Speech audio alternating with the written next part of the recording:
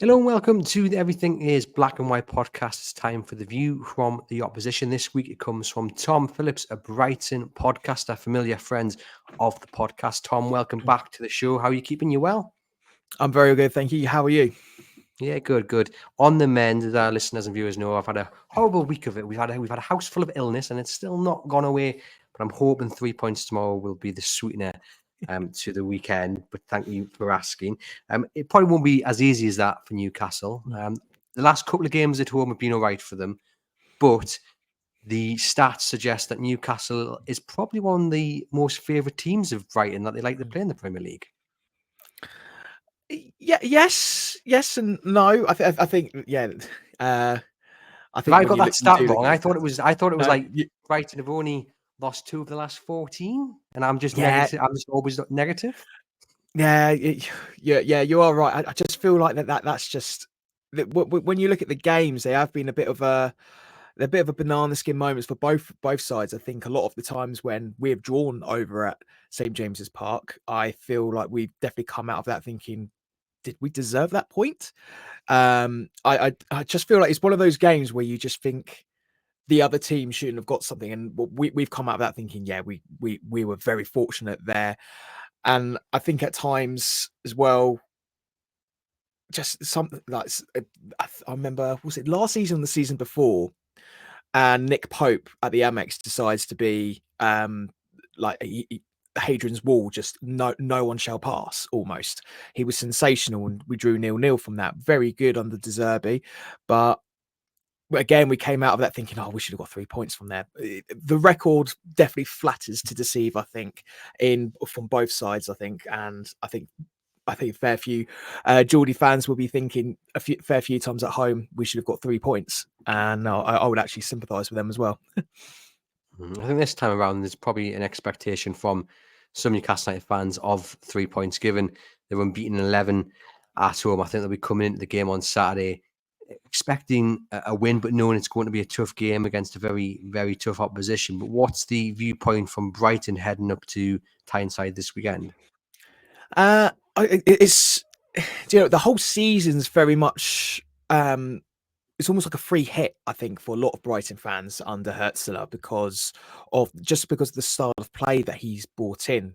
You can expect high end football. It's not the calm ticky-tacky football that you see with De Zerbi or with Potter in the past. I say ticky-tack. I think that's a bit of disgrace to Guardiola. Actually, it's a bit more sort of more vertical play. I would say it's very direct. It's exciting as a result of it. It's very top heavy, as I like to say. Very attacking thinking, but as a result of that, we're vulnerable in the counter attack, and we've seen that in the past. We've seen that with Forest. At home, we've seen it with Chelsea. Cole Palmer tore us apart at Stamford Bridge, but then we have these excellent moments. We saw last time out against Tottenham, coming down from 2-0 down, and then winning 3-2, which was fantastic for us. So it's very exciting, and we would love to get going, fight for Europe, but I think right now we're just like let's see what Hertzler does in the first few months, and then take it from there. So very exciting, but at the same time we're keeping our feet very much on the floor. How was the new manager got on, you think, since he's come in? It was a big appointment to take a gamble on someone so young with not that much experience, especially right at the top end of the game. Are you happy with what you've seen so far? Very happy with what we've seen. I think he's been the perfect kind of successor from De Zerbi. I think a lot of Brighton fans would be questioning what was De Zerbi thinking about leaving, because you just look at the activity in the transfer window, and I think there'll be a certain player that we'll discuss later on in this podcast regarding the transfers. I think Hertzler was very much the perfect contender. Tony Bloom loves to do business his own way rather than leaving it to the manager. I think we've had a fair few case studies why we don't give it to the managers. De Zerbi being one of them. I think he's had a couple of nightmare signings in the transfer window last season. Mamadou Dahoud comes to mind in my head anyway. Just didn't seem to work out that well. He's not a Tony Bloom signing whatsoever. But then you look at this transfer window, and then you can see that Tony Bloom was very much the the mastermind behind it all. And Hertzler was very keen to bring them all in and work with them all. He's very much a coach first and foremost. He's not one of those guys that wants to be a manager. If he wants a player in, he will tell the team, I need a central midfielder. Go and get it for me. I think it's very important to point out. I think one thing that was very a big factor in him signing was the fact that his success with the St. Pauli side, when he brought them in, when he came manager, he was 18th at the time. And then the following season, they got promoted to the Bundesliga, which just happened season just gone, with virtually the exact same side.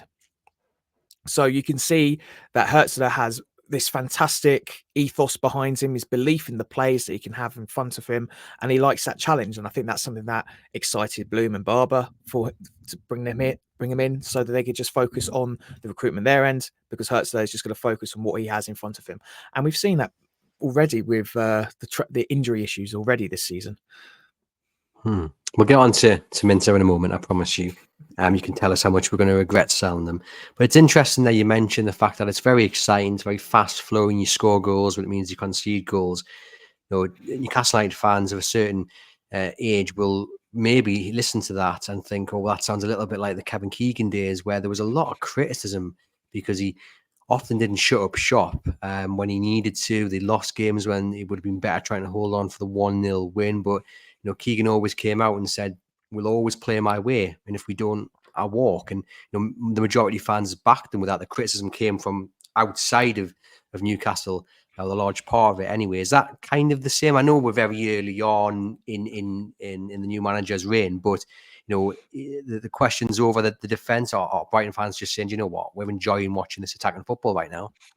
I think as well, the important thing is that when Keegan was your manager at that time, and I mean, many fans outside might correct me on this, but it was quite defensive heavy, I would say. The whole idea of attacking football was it went against the grain, particularly. I think you always used to have like that is very defensive first and then you attack. But with Keegan, it was no, we're attack, and that's what made it so exciting. I think that's what many Newcastle fans defended him so much.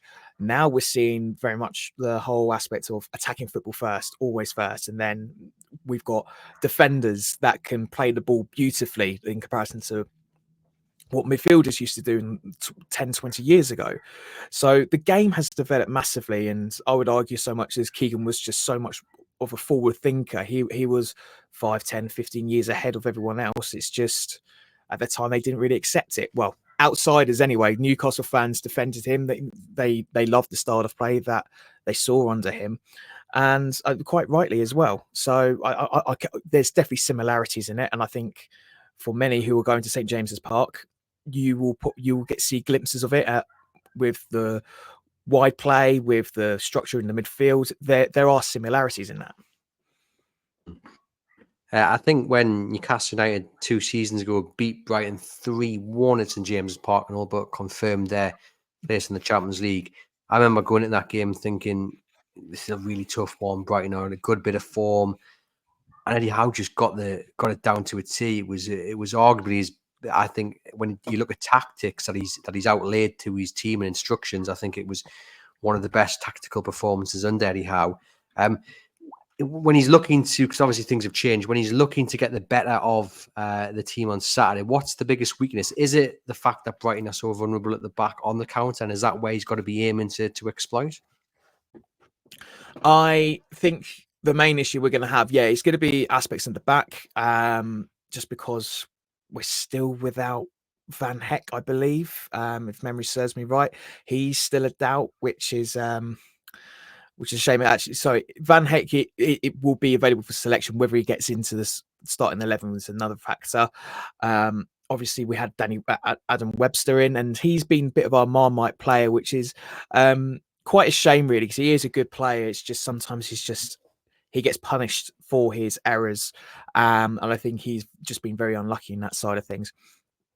But because Van Heck is out, Dunk's been having a bit of a makeshift partnership with either Veltman or Igor Julio Webster, but he's injured after playing for just 8 minutes at Spurs. So there's definitely some vulnerabilities at the back, and then people are going to be looking into the midfield. So Carlos Baleba, who picked up a knock during the international break, but it seemed to be very, very minor. He shook it off after a day. He will be someone that Hertz is going to be looking for to anchor that midfield and just support the defense. He's very, very good at that. He's a fantastic ball winning midfielder. He could drive forward with the ball. He's that fantastic all-round central midfielder, which really you don't see much of these days. You see very much the specialists in the number 10 role, or someone who's just a box-to-box midfielder or ball-winning midfielder. That you don't really see someone who's just an outright central midfielder these days. And I think that's someone who's going to be very exciting going forward. I do also think that there's vulnerabilities in the midfield there as well. We've seen that with Spurs, we've seen that with Forest. They just counter-attack us and play it out wide and just find those spaces. It's no hidden secret where those spaces will be. Anyone can see them, and if you're going to St James's Park, no doubt you'll see them as well. And Eddie Howe will look to counter that for sure. So it will be very interesting to see how deals with Hertzler's football and style of play. I think it could be a very entertaining match, considering the key injuries from both sides. And I'm expecting a bit of a goal fest, to be honest with you, or at least end-to-end football. It's not going to be a tiring one, and everyone's going to be on the edge of their seats. Yeah, I think it'll be a very entertaining game. I mean, Newcastle in recent Premier League outings have looked quite good defensively. Attacking wise, they've maybe not finished their chances, but they are creating. So we're just waiting for it to click. Eddie Howe seems very confident that it will do. Hopefully it does on Saturday. But just want to quickly talk about Danny Welbeck. He seems to be having a bit of an Indian summer to his career. Hasn't got the greatest goal scoring record, but this season he's had 4 in 7 in the Premier League. And he is going to be the man we expect to start up top because of injuries and what have you. João Pedro out long term. How did Newcastle keep him quiet?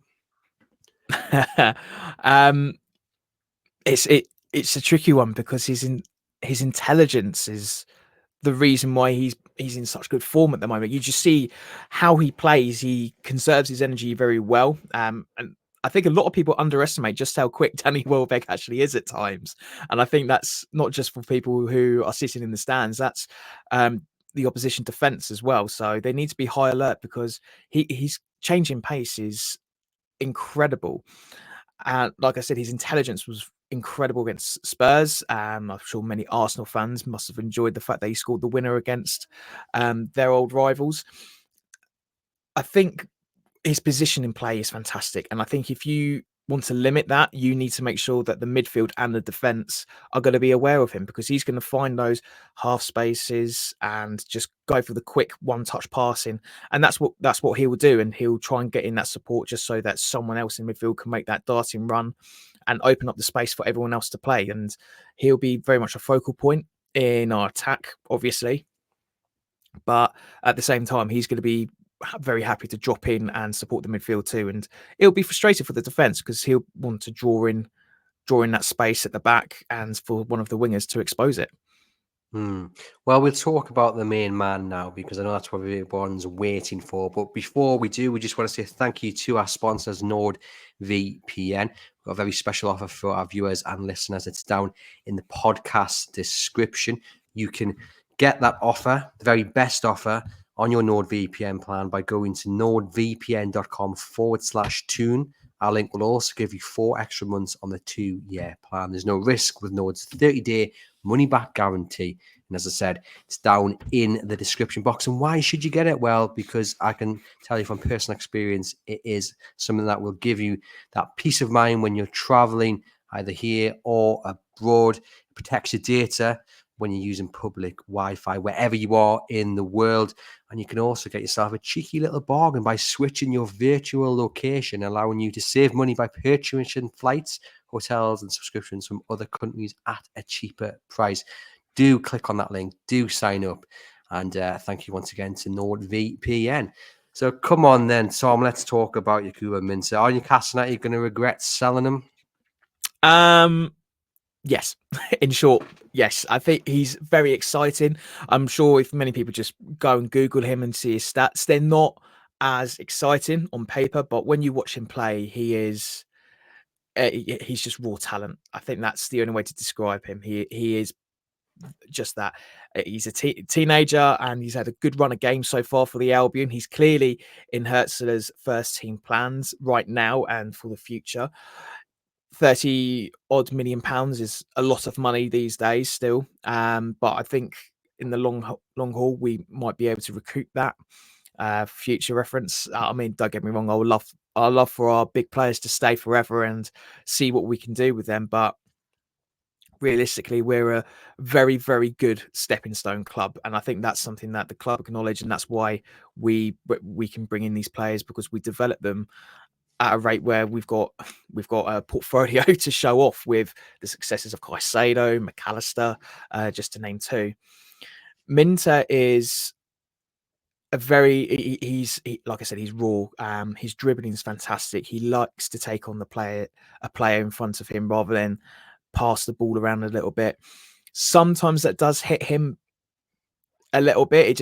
He shoots himself in the foot really with that, because he does lose the ball a fair bit from taking on players, but I think that's just him just trying to get his footing in the Premier League. He was very good in the Eredivisie with Feyenoord, and right now we're seeing really encouraging signs. He's not afraid to have a shot on goal. He's got a wicked left foot, and he's got the skills to go with it. I think he's going to be a very exciting winger.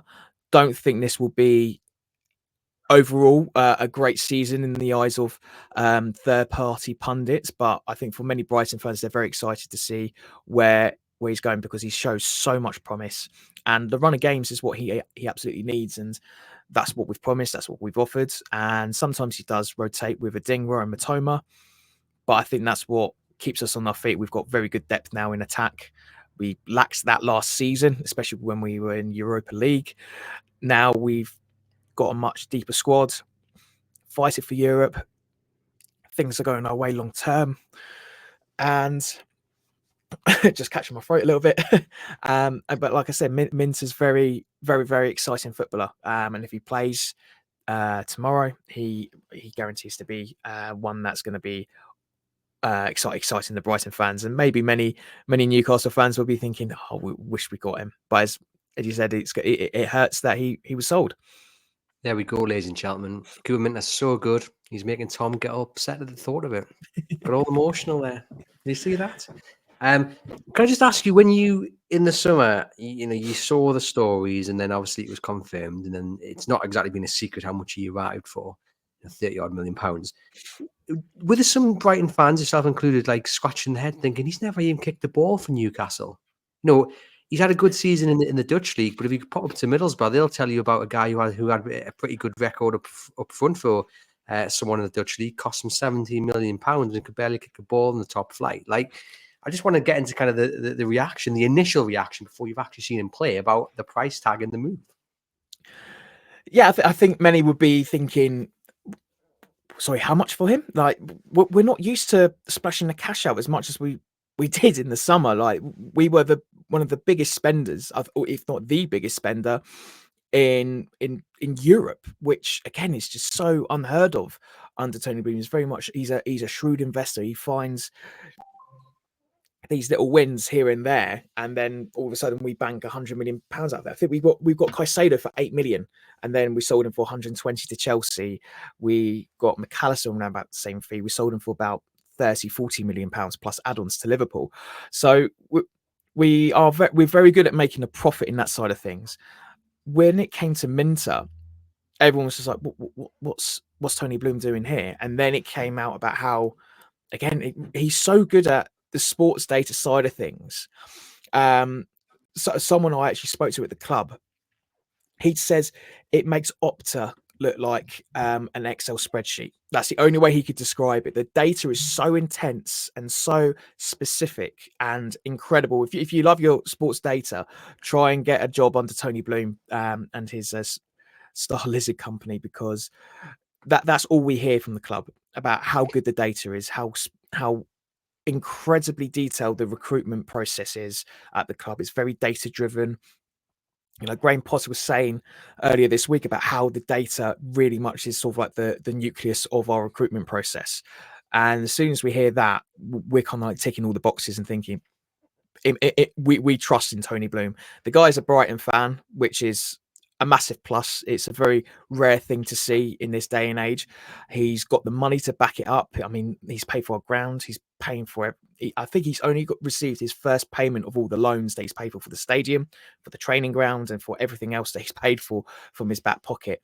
So this isn't an owner that is doing this for a little hobby. This is an owner who loves the club, wants to build the club, wants to keep this club going and break any hypothetical ceiling that's been put over our heads. He's just all around a very, very good owner to have. And whenever we have these moments of like Andy Nader, for instance, who's a very good journalist for Brighton, say about how intense the research was on Minter, you just know that we've picked someone up and he's worth the investment, and we can see that early on already this season. And you can see that by Eddie Howe's reaction to questions on Minter this morning in his press conference, asked if it was the right thing to do now looking back at the situation, that being selling them in the summer. And he said, in my opinion, it was the right thing to do, but it hurt to do it.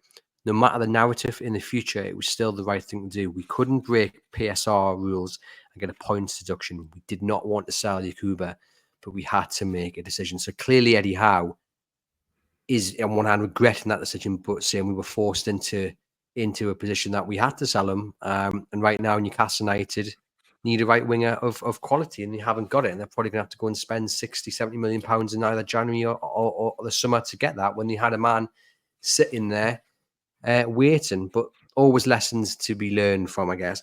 You mentioned before about, you would love to see Brighton hold on to the best players and keep on driving forward. There was always this cycle. You mentioned a few that do really well, get picked up, and then they go. And Brighton's always held up as this really ran well club, which it is. They do things really well, and that's how they managed to spend a bit of money this summer around. But that's only to a certain degree. And like there has to come a point, and correct me if I'm wrong, as a fan, you go, I want a bit more than this, and I want to be more than just the stepping stone, right? This is the funny thing that we've got now at the club. This has happened ever since we've moved to the Amex. Yes, that was 12, 13 years ago, but there's so many of us who went to Priestfield in Gillingham. There's only a few of us that went to Priestfield who grew up having a season ticket at the Withdean, that was once voted the worst ground to go to in the whole of the Football League. So going from that to where we are right now, a lot of us know that and are enjoying every single moment of that. Now we've got the younger generation coming up, and there is that almost insatiable appetite, and I don't blame them for it, because we've gone from we got into the Premier League, amazing, and then we survived relegation in the most dramatic of fashions. We stay up and we just continue this slow progression. Then it all of a sudden it clicked, and we got into Europa League, and we had the time of our lives.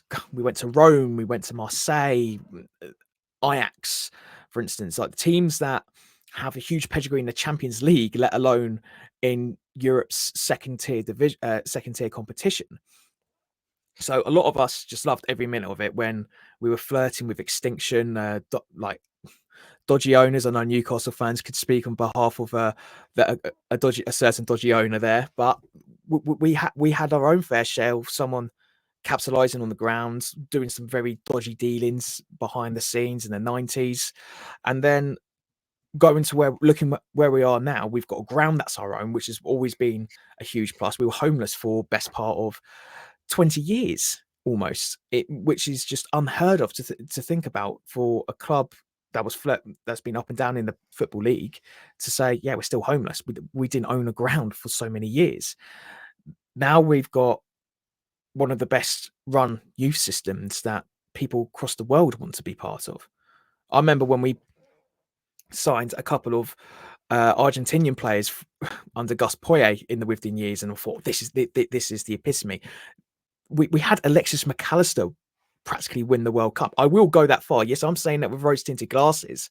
Alexis McAllister carried Argentina, not Messi. I'm saying that now because they lost against Saudi Arabia. Guess who didn't play in that? McAllister. And since then, and he got an assist in the World Cup final. It is mad saying that we had a Brighton player playing the World Cup, let alone win the World Cup. So the progress that we've had is amazing, but there is this younger generation who want more, and quite rightly so. They want that challenge for Europe every single season, and our owner said we want that. We want that more, of course we do. But I think we're just loving the ride. We just love being here at the moment, and our story is so. I like to say our story is so unique, and it shows the power of what fans can do when they love a club. And a lot of people can just look at us for a case study whenever things are going bad, because if you love the club so much, everything would be all right. Newcastle fans can very much empathise on that as well after recent events and beyond, and got huge respect for Newcastle fans. I think you're a crazy bunch, but you're a football loving crazy bunch, and I've got huge respect for that. But as I say, like you're saying, like where's is the expectation ever going to climb up? I think it will. And I think Tony Bloom and Paul Barber, they manage that expectation very, very well. They handle it before it gets out of hand, and they always tell us there is a process in place, and we've always known that process from day dot. And I think a lot of us respect it, and it's here to stay in the long term, and long may it continue. Fingers crossed it does. Adringa has spoken. Simon Adringa has spoken before this game. He has said that Brighton want to qualify for Europe again, as you've just mentioned there. And in the end of the interview, he said about James's Park, when you are on the pitch, you feel proud to be at a place like that. A lot of people are watching you. It gives you motivation. But that's a fine margin, isn't it? You've got some players like Adringa who sounds like he can handle that. He will embrace it. But you will have others who will walk into that arena on Saturday, 3 p.m. kickoff, so a bit of time for people to have enjoyed themselves prior, get warmed up for it, come in, flag display and all that. It can be a fierce cauldron to walk into, and not everyone can handle it. It's a very fine margin. It absolutely is. And I think going back to that game where you secured Champions League football, I think a lot of Brighton fans knew they lost the moment they got into Newcastle, because the atmosphere across the city was just that. It wasn't tense. It was electric. That you just knew that they were game from day one, from the minute their alarms went off that day. And I think the same's going to happen tomorrow as well. And the players need to have that mental strength in them to almost block it out. But it's so hard to block it out. St James's Park is massive. It is loud. 50,000 Geordies, belting out their heart and soul onto their club. They're the 12th man, absolutely, and it's a huge advantage for them. Like you say, 11-game unbeaten run at home. It's there for a reason, and a large part of that's the atmosphere. You have the advantage of the away fans up in the gods, having to climb up almost halfway up to heaven, almost for some people. So all of these have a huge advantage for Newcastle United, and they make the most out of it. Fair play, no arguments here. So it is a test of our mental strength. I think it'll be very interesting how Hertzler deals with it. Again, like I know everyone's going to say it until they're blue in the face. The guy's 31. He's the same age as me. So he's doing very well for himself, and I think all of this is the learning curve for him. So it'd be very, very interesting to see what happens come Saturday from our perspective anyway. Yeah, Brighton boss has also been asked about it and talked about what a great atmosphere it is up at Newcastle. The stadium is one of the best atmospheres in the Premier League. We need to have a cool head, because it will be emotional. You also said about Eddie Howe. He's a great coach. I have big respect for him. I'm really looking forward to competing with him. It will be tough there because Newcastle play quite intensely. And one thing that will certainly boost the crowd is the return of Alexander Isak, who we expect to be available to be picked. We expect, if he is available to be picked, as Eddie Howe said today, then he will start tomorrow, because Newcastle haven't had that traditional striker for the last few weeks, and they've really, really suffered. Look, I mean, one plus for Brighton is that he can't possibly be match fit, because he hasn't played in I don't know how many weeks it is, maybe 4, 5, 6 maybe. But But, you know, a half-fit Alexander Isak on the pitch is still a massive threat. Yeah, absolutely. Isak is such a talented striker, and you know, yes, he's not played for 4 to 6 weeks, which is a plus for us. But at the same time, we don't have our first choice centre half behind Lewis Dunk. So there are there are plus ones for Newcastle fans. There's plus ones for Isak as well, and he's someone that's definitely going to enjoy the space at the back that will no doubt offer to him. And it's just a case of how good that counter-attacking play is going to be under Eddie Howe, which, as we've seen in previous seasons, is very, very good. So all it takes is just Anthony Gordon to be belting it down the wing, passing it to Isak, and you know it's 1-0 Newcastle, very, very easily done. So I'm not overly positive in terms of the news that Isak is playing, though then again, he's in my fantasy team. So secretly hoping that he'll get some points at least, so he can Get him soften the blow. captained up. But I mean, captained up. Ooh. That's the thing, right? Is like you're not just getting Alexander Isak back. It means you're then going to get Anthony Gordon back on one of the flanks. I think probably the left. If Isak's fit, I can see Barnes dropping to the bench, Gordon back on the left, and either Murphy or Almiron on the right. Should have been Minter, but it isn't anyway. But that's a good thing. You're getting Gordon back in his position where he's just the most dangerous, because the last few weeks he's been up front. He just hasn't done it. That's not his fault. It's not Howe's fault. He just hasn't got the options. So to have him back on the left would be a massive boost if indeed Isak is fit. Other than Isak, other than Gordon, is there anyone else that kind of scares you a little bit? I think they're the main. I would say Trippier out afterwards, but he's off for a couple of weeks. But yeah. I think there's what scares me the most is what Belieber does in the first 15. And I think that's something that someone in your midfield would be that they need to smell out very quickly, because his first touch is probably not the best, and he needs that little space and breather. I think he would be he could be our strongest link, or he could be our weakest link, and that depends on what he does in the first 10 minutes. He's still very young, and it's annoying because he's a confidence player. And I'm not a massive fan of confidence players, because I could sing about how fantastic they are, but if their heads in the sand or in the gutter, then you're going to watch 90 minutes of absolute torture. I think Belieber's getting out of that very quickly this season, unlike what happened under De Zerbi. But I think that'll be our main weakness, really. It's whoever that in your midfield is going to be, and whether or not they're going to sniff out Belieber. But for me, the two main threats is Isak. It's Isak and Gordon, because their link up is so good, and Gordon's such a great player to watch, really, when he's down that flank. And you know, I think our right back choice is Joel Veltman, when he's a 30+ centre back, makeshift right back. You might see him probably get a couple of fouls in just to stop the attack. So he's going to be on the yellow. I reckon he's going to be that guy who's going to be on the yellow card early on, which would be frustrating, but it will set the tone for you guys. If you get that in, then you've got a plus side on that. And then we've got our best little wind-up merchant at the back on the yellow card in the first 10-15 minutes, which is never a good sign. So we'll be on thin ice from there. Again, it weakens our defense. It weakens our play on that, because Veltman's a wind-up merchant, and the first thing he's going to do is wind up Gordon. So again, there's a lot of things to keep an eye out on. This Newcastle game is going to be a good one. Yeah, the flanks are going to be really important, aren't they? You know, Lewis Hall up against Minter is going to be really interesting. Two young guys in the Premier League, so it's going to be really interesting to see how Hall handles someone like Minter just running at him. Before I ask for your score prediction, then I just want to get your take on the Man City claimed legal victory from last week or the week before. I can't remember when it was. Everything's rolling into one.